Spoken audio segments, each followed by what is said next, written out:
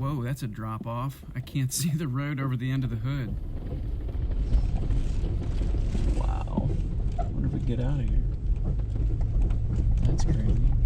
Really glad this dude came along. He's doing really great.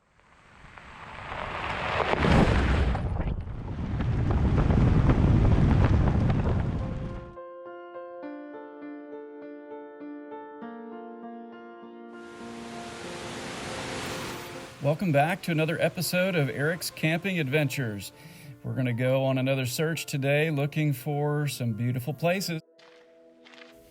We woke up this morning to a beautiful sunrise at the Hiddle Bottom Recreation Area. And we are getting ready to do something exciting today. In just a moment, I'm going to air down my tires and we're going to get ready to hit the trail with the Honda Pilot. I have scoped out a trail that's ranked easy in a book that I've read. It's called the Onion Creek Loop.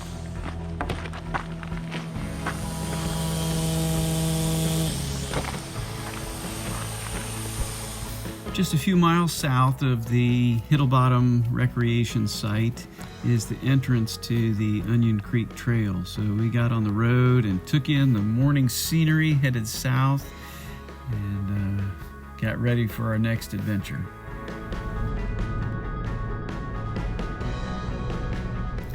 Most well-known trails you can find online, and if you look at Jeep the USA, you can find the Onion Creek Trail.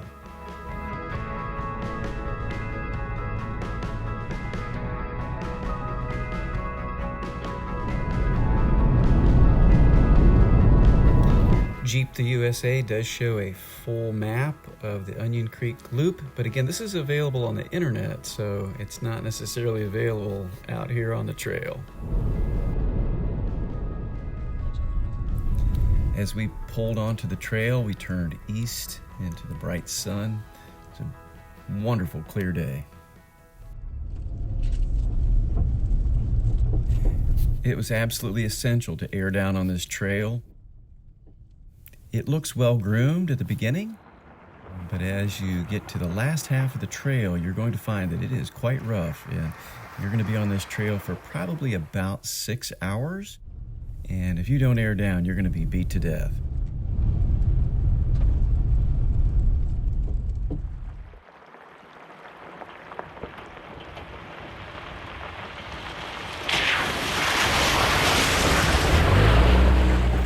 I would strongly recommend that when you come out on a trail like this, even though it's ranked as easy, I would definitely make sure that you bring a hard copy map with you.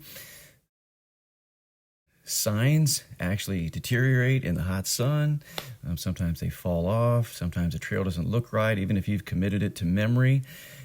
And we chose the Moab, Utah Backroads and Four-Wheel Drive Trails by Charles A. Wells and Matt Peterson.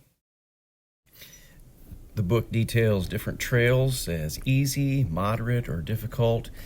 And one good reason to have a book like this is you might find the trail to be degraded when you get out there. And this could actually give you a moderate or an easy trail to get out of the mess you're in. And I almost needed that. By the way, there are a lot of little water crossings on this trail. Wells and Peterson's book does give you some step-by-step features of the trail so that you can figure your way through. There are 2 pages in the book on the Onion Creek Loop.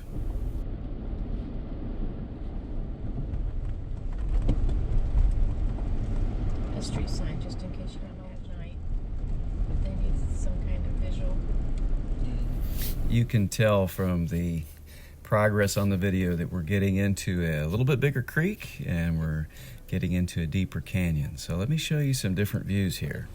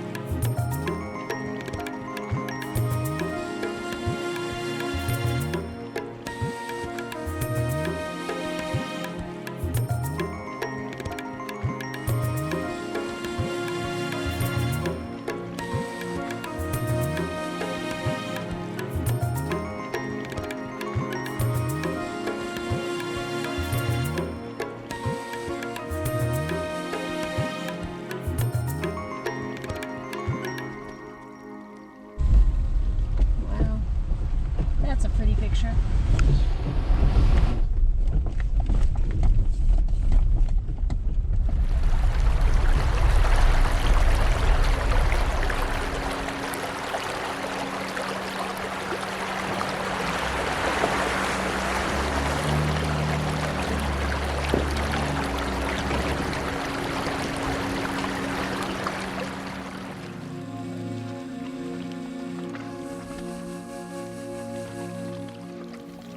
You can see the difference in the consistency of the terrain here, and you can visually see the salt coming out of the dirt in the hills.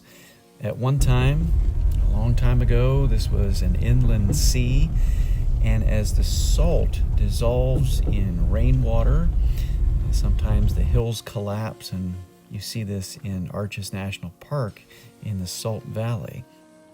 Absolutely beautiful. And when you look back on the horizon, you can see the canyons again in the background. So we're going to re-enter a beautiful canyon.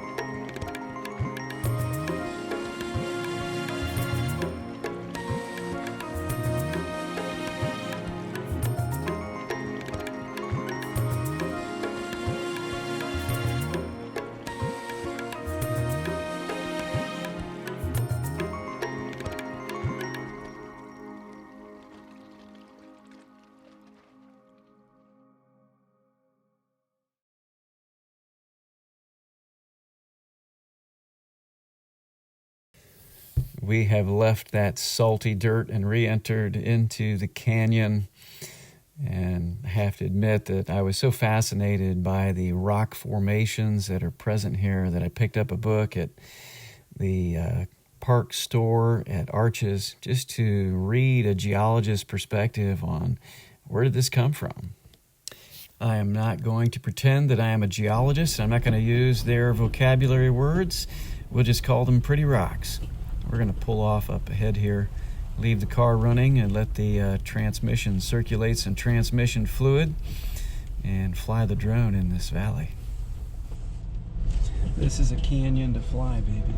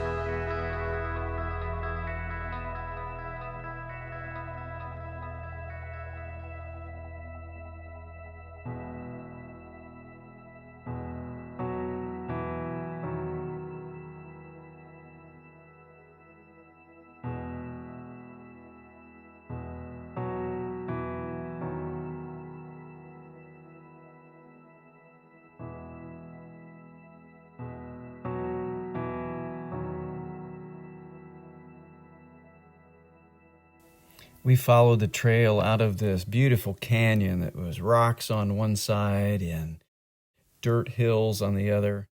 And we emerged actually into another type of terrain where the trail became the peak of a ridgeline.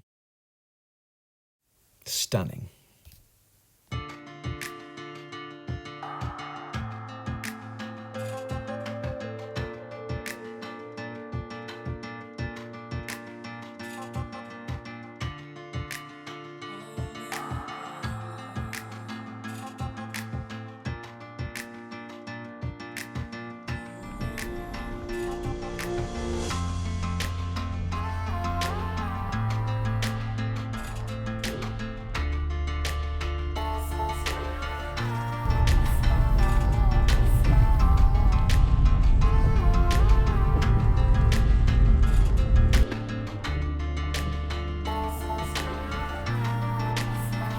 We came across a sign that warned us of a 10% descent, and we're a little bit puzzled by it because there was no descent in front of us. But this is going to become a little bit of a problem later on in the video.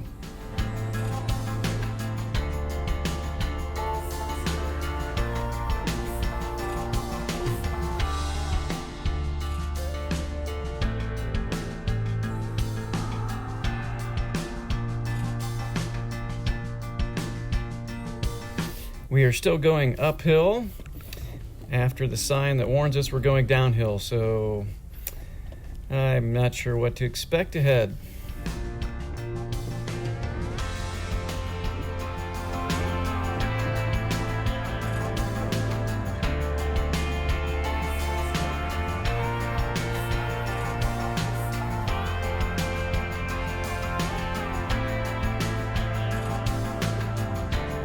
We are now riding the ridgeline, and as soon as we get past some of this scrubby brush, we're going to stop and take some pictures.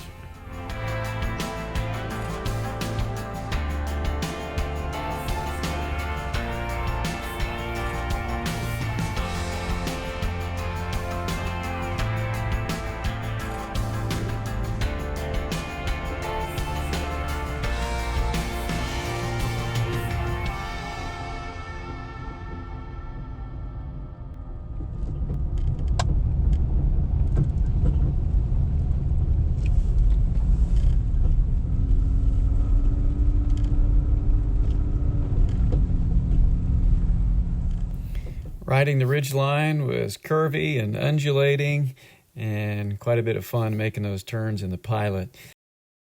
Quite a cool shot. Riding along the ridge, aren't we?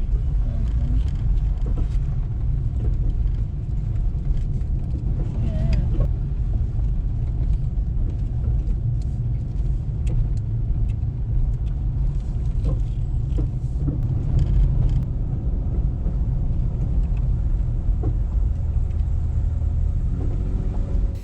We continued to debate among ourselves whether we misread the sign and it was uphill 10% or downhill 10%. And, wow, that was a long ways off from the descent we're going to find up here, but interesting signage. Let's get some pictures.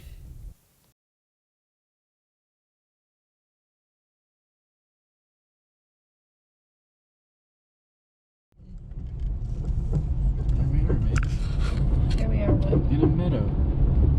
Wow, that's pretty. We didn't go much further on the trail, and the trail opened up into a beautiful meadow. There was a ranch to the south of the trail, and then you could see the terrain of Moab to the north. It was magnificent.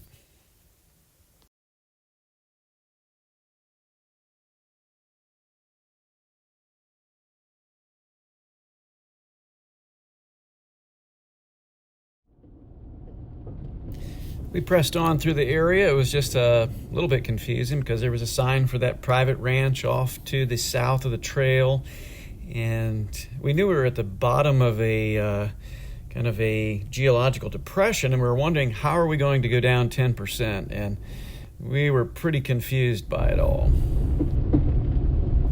We are pretty certain that this is the Fisher Valley on the map, and here's about where we're at.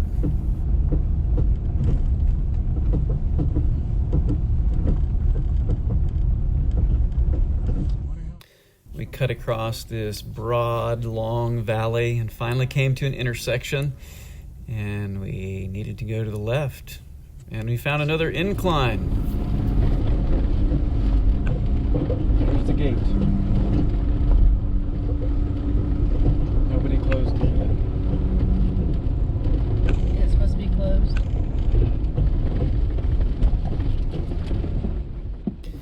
Whoa, that's a drop off. I can't see the road over the end of the hood. No. Wow. Where did we get out of here? That's great.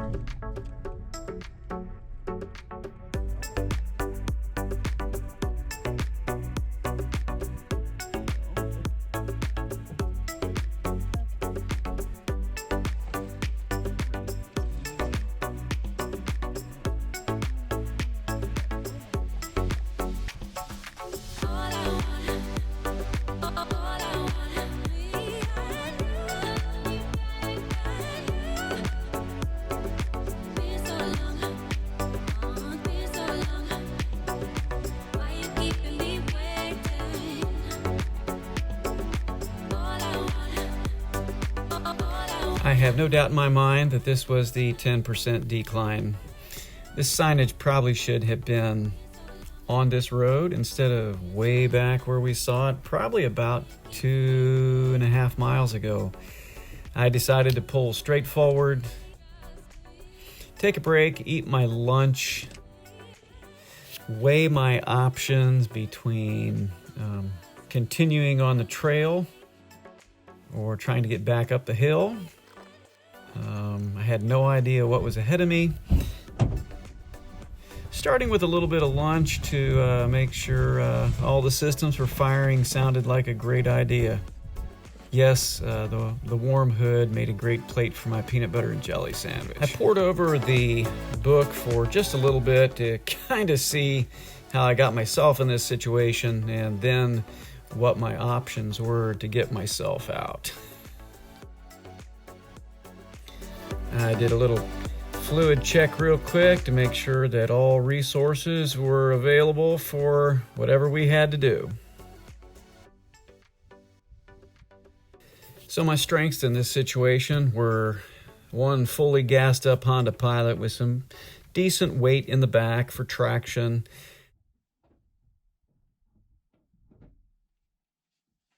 My weaknesses on the other side were the fact that, and probably the biggest weakness is that there's no way to turn off the traction control on this 2011 Honda Pilot four-wheel drive Touring. I have tried to pull the TPMS fuse as is suggested, and it simply does not shut off on the Touring, possibly like it does on other models. Does not do it on this model. So traction control's out. Probably the biggest asset I have right now is that little map in my hand to know which way to go here. I can look forward, and there's no 10% now incline instead of decline. Biggest threat is probably the rockiness of that decline. It is it's very rocky and pitted. In the sense that if I go up with a rock, it's going to bounce. My traction control is on. I'm going to lose power, and I'm going to down power trying to get up that grade because I cannot turn off traction control. So my thoughts are to proceed forward rather than try to get back up that hill.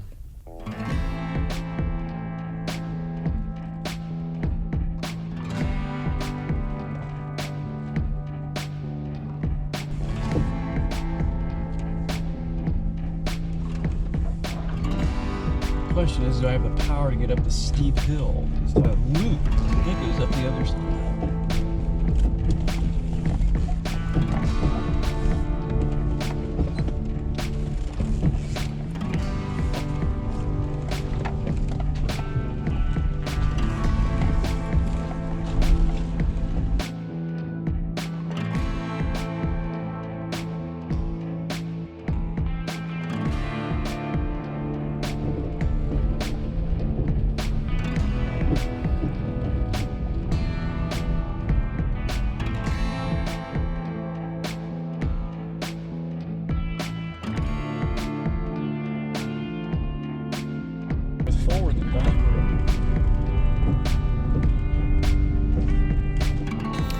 this point, I definitely had some technical problems.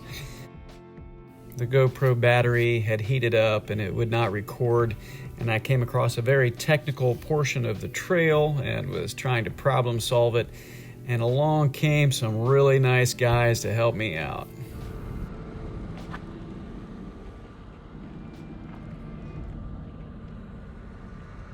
Ultimate Off-Road Adventure Club. I think they made me an honorary member of their club, and I added one of their stickers to my driver's side storage case. Really glad this dude came along. Yeah, he's doing really great. We got back on the trail, and I suppose parts of this trail were actually only technical because I only had about 9 inches at my lowest point of clearance. So technically that is high clearance, but there were some parts of the trail that I definitely needed to line up, and one time I did bottom out, got a little bang on my skid plate. What was probably the most important in this situation was the actual companionship. Know that I had someone to help me problem solve if I got myself in trouble.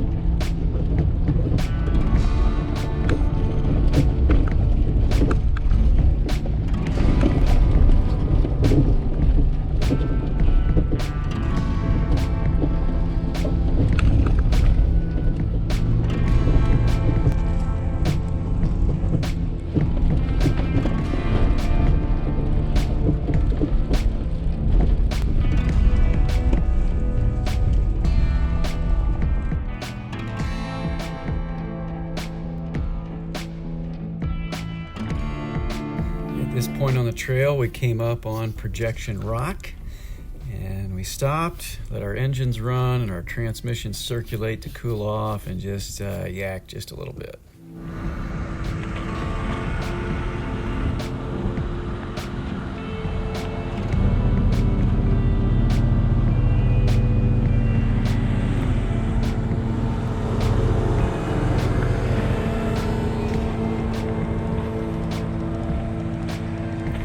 The views from the Overlook were awesome. It was a great spot for some pictures and selfies.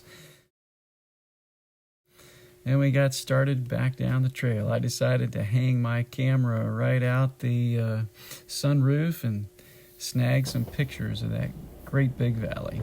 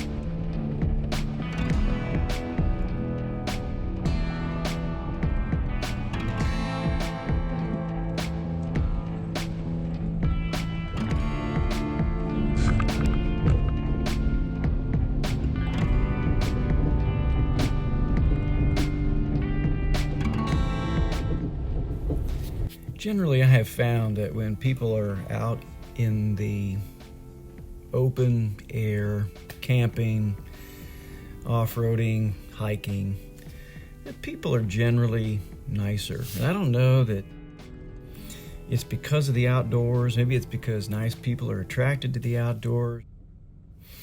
These guys that stopped, hung out, and obviously waited for us on occasion. I let them go ahead of me so that the pilot didn't slow down their group.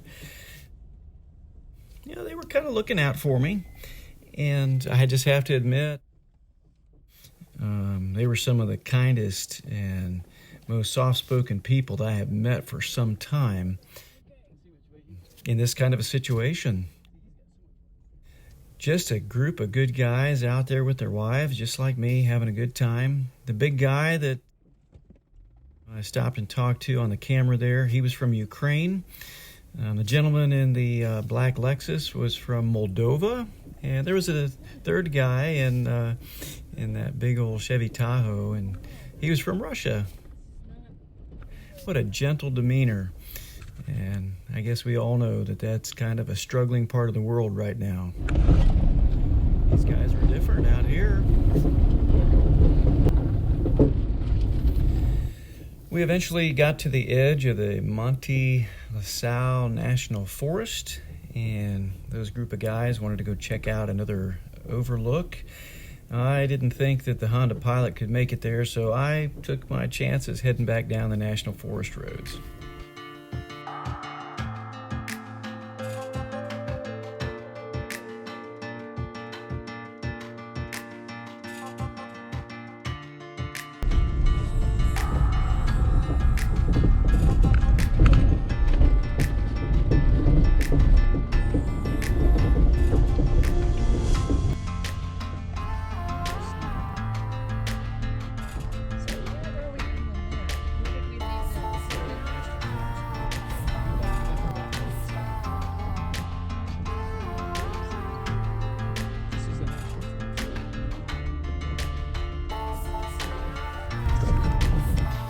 There were lots of pullouts for dispersed camping in the Monte La Salle National Forest, and it was empty.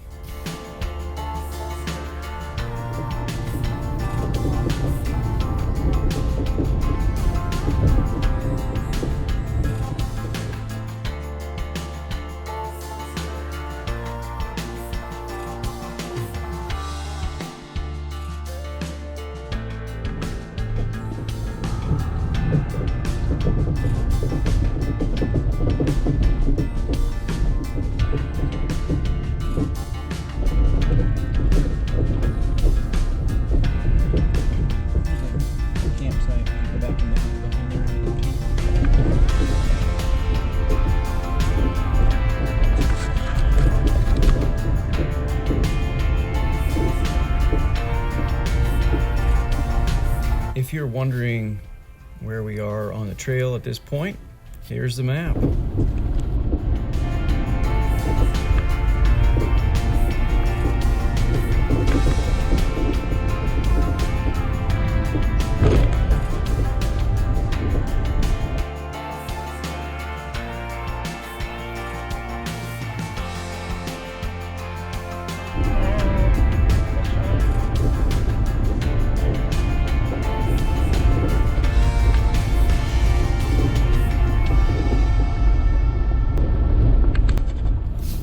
Bench section of the trail was just irresistible to pull over again and take some pictures.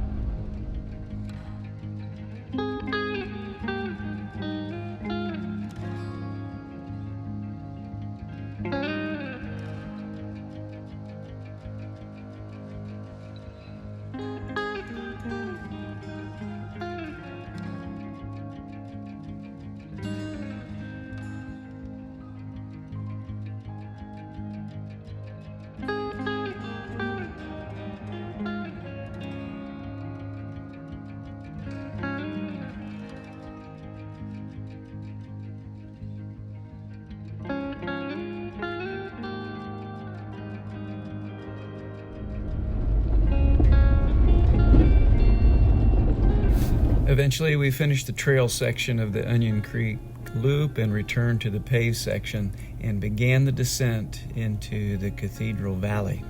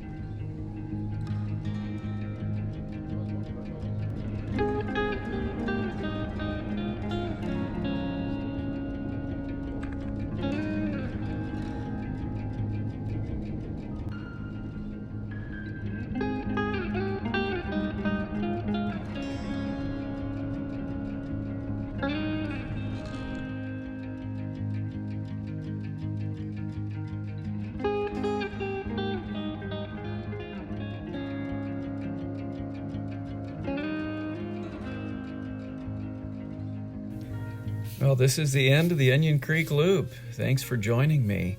If you turn left at the stop sign ahead, you head into the town of Moab, and we're going to turn right and head back up to Hiddle Bottom. We're going to put together a quick dinner, chill for the evening, because tomorrow we're going to pack up and head down to Goose Island.